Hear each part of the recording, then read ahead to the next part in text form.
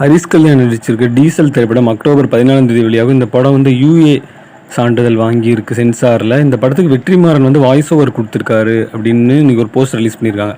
பராசக்தி படம் ஜனவரி 14 அப்போ ரிலீஸ் ஆகும் அப்படின்னு சொல்லி ஒரு போஸ்டர் ரிலீஸ் பண்ணியிருக்காங்க. இன்னும் ஜனவரி 14க்கு வந்து 100 நாள் தான் இருக்குது. அதுக்குள்ளே இந்த படங்களோட எல்லா பணிகளும் முடிஞ்சு இந்த படம் வந்து ஜனவரி 14 அப்போ ரிலீஸ் ஆகும்னு எதிர்பார்க்கப்படுது.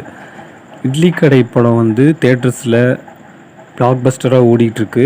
நீங்கள் பார்த்துட்டிங்களா? ஜூட் படம் தீபாவளி எப்போ ரிலீஸ் ஆகுது? இந்த படத்தை ஏஜிஸ் என்டர்டைன்மெண்ட் தான் ரிலீஸ் பண்ணுறாங்க. ஆரியன் படத்தோட போஸ்டர் ஒன்று ரிலீஸ் பண்ணியிருக்காங்க. கேடி படத்தோட போஸ்டர் ஒன்று ரிலீஸ் பண்ணியிருக்காங்க.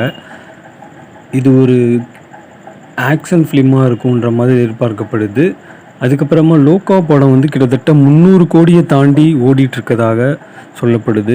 அதே மாதிரி காந்தாரா திரைப்படம் வந்து கிட்டத்தட்ட 235 கோடி 3 நாளில் வந்து வசூல் பண்ணியிருக்குன்னு ஒரு அஃபிஷியல் போஸ்டர் வந்து ரிலீஸ் பண்ணியிருக்காங்க. மண்டாடி படம் படப்பிடிப்பின் போது போட் கவிழ்ந்து விபத்தாயிடுச்சு அப்படின்ற மாதிரி ஒரு நியூஸ் பரவிட்டுருக்கு. சூர்யாவோட புது லுக் வந்து சோசியல் மீடியாவில் பரவிட்டுருக்கு.